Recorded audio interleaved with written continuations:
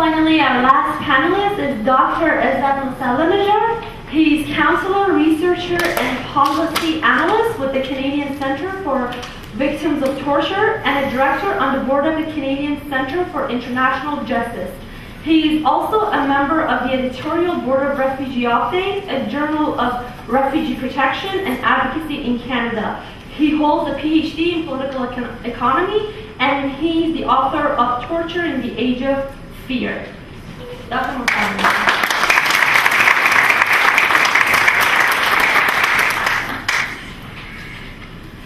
They are not dead. They stand and miss the gunpowder, upright like burning fuses. The poem by Pablo Neruda. It's the time to pay tribute to Dr. Ghassemlou, who served not only Iranian cause, not only the entire Kurdish nation, also the Iranian people as a whole, with his message, democracy for Iran, autonomy for Kurdistan. Also, he has left a message for the whole world to follow, the message of tolerance, the message of pluralism. As Sarah mentioned, I work in the Canadian Centre for Victims of Torture. I wear two hats, and as you see, I have no hair. It is bad not to have hair, but it is disastrous if you lose a single idea, according to Eduardo Galeano. I have been working with this center for the last 20 years. For the last 14 years as a frontline trauma counselor, helping survivors of torture, war, genocide, crimes against humanity, and also organized violence. I have perhaps served 1,500 clients or more, among them 1,000 Iranians. All of them are survivors of torture, war, in terms of Baha'is genocide, and in terms of Kurdish and other ethnic minorities, ethnocide, and also crimes against humanity in terms of people who were victims of ethnic cleansing and also stoning.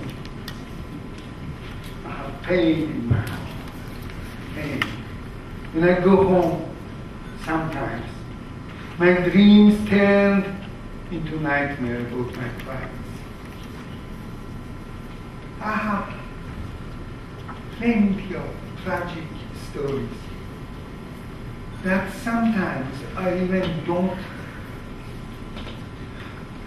try not to remember to avoid traumatization. I can tell you that Iranian regime is not the only tyrannical regime in the world, and it's not the only regime that resorts to torture and other types of horrible international crimes. Unfortunately, in the first decade of the 21st century, there is no shortage of human butchers across the board. But there are some specific features of torture and international crimes against people in Iran. It is the concept of sacredness. What I call it, consecration of crimes. When they commit a horrible crime like torture, like war crimes and crimes against humanity like assassination, and make it something holy, a religious duty, a divine mission. It is horrible. And it's extremely difficult to fight. Unfortunately, here torture is not considered torture by perpetrators.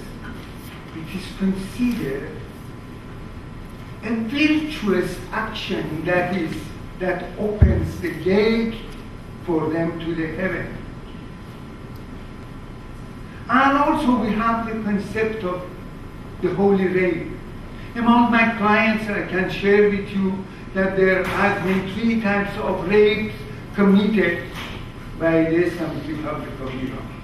And let us not forget that according to international law and the Rome Statute for International Criminal Court, rape is both a war crime and a crime against humanity. Now, my clients, part of them were raped in jail just by arbitrary decision of the guards.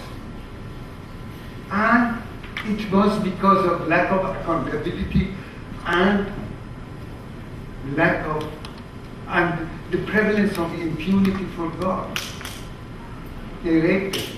But overwhelming majority of my clients were raped to extract confession or information from them. Here, again, they made rape a holy action. I have shared in my book, Torture in the Age of Fear, when my client was raped, after the heinous act, the rapist offered her to another rape, the torturer. And then second rape, he said, may God bless you for this holy action.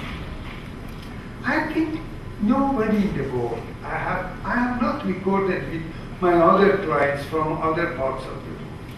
It is very bad. And also, when we speak about, there is another type of rape. It's posed as a philanthropic action.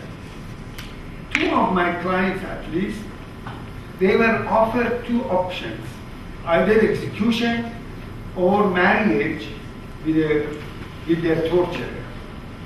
And they chose the second option. And their whole life was a torture. Being raped by somebody is their legitimate quote and unquote husband. Rape in marriage, and they finally escape. And also it is extremely difficult to rehabilitate survivors of torture and crimes against humanity from Iran. A client of mine, they massacred his entire family. And they covered them with a bedsheet and told him, collect your junk. It took us 6 years to bring him back to a semi-normal life. When I invited him to a party, when he saw children resembling his children, he collapsed. And unfortunately, lots and lots of these crimes are either unreported or underreported. And why? My question to you is why? Why they kill? Why they massacre? Why they assassinate people like Dr. Ghassemlou and Dr. Sharaf? The answer is not very difficult.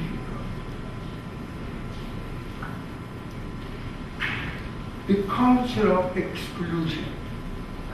As long as I'm a human person like you, and I also consider you as another human person like me, there's no room for torture or killing or committing crimes.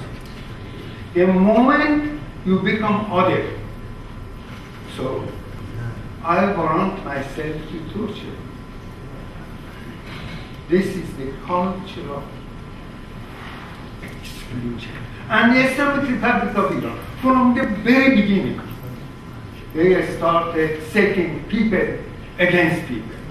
You are Kurd, you are Fars, you are Arab, you are Azerbaijan, you are Baha'i, and Shia.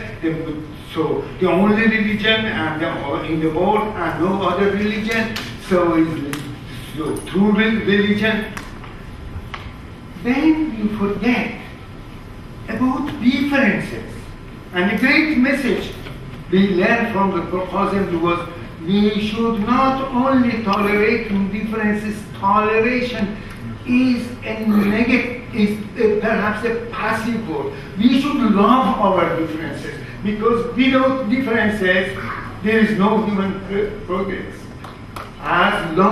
The moment you stop thinking in this way, and the moment you develop a culture of hate, you warrant yourself to kill, to torture, and to commit all sorts of crimes. I think Hitler did not become triumphant because of the mighty military force of Germany, because this spread of the culture of hate. And at the end, that victory was short-lived. And definitely, the predominance of the Islamic Republic, as all learned panelists mentioned, will go sooner rather than later. I know what to do. I think my suggestion is that, first of all, we should work in the legal front. In the legal front, there are so many things that are unknown. The assassination of Dr. Ghassemlou is the extension of the suppression of the Kurdish people for a long time. I was in Kurdistan when they attacked Kurdistan in 1979. I was there.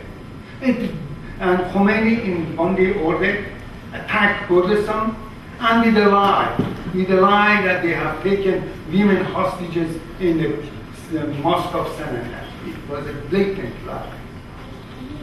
Then they massacred innocent children and women and elders in Parma and Pahlavi. They also committed multiple war crimes in Kurdistan and in other parts of Iran. And also, before Khomeini's death, they massacred almost 50,000 Iranian political prisoners. It's extension of what is going on. It's good to work for the downfall of the Iranian regime. There are so many other things to do. So at this time, so at the legal front, I think we should push for the end of impunity for all these assassins, for torturers, people who have killed Zahra Kazemi, and make it a general demand. At the same time, we should push that Iran ratifies UN Convention Against Torture. Ironically, I was attending UN Committee Against Torture. I saw an Iranian representative, and I was astonished. Without ratification of this marvelous piece of international law, what the hell you are here? Then ratification of Rome Statute for the International Criminal Court. And also, right now you have four people, so sitting leaders were called or warrant to arrest issued by International Criminal Court, and recently Qaddafi. I think it's a very complicated issue, extremely complicated issue, but it is something that we should investigate. And also, we need to expose all these tortures. We need to work with rehabilitation of survivors, those who have survived, especially they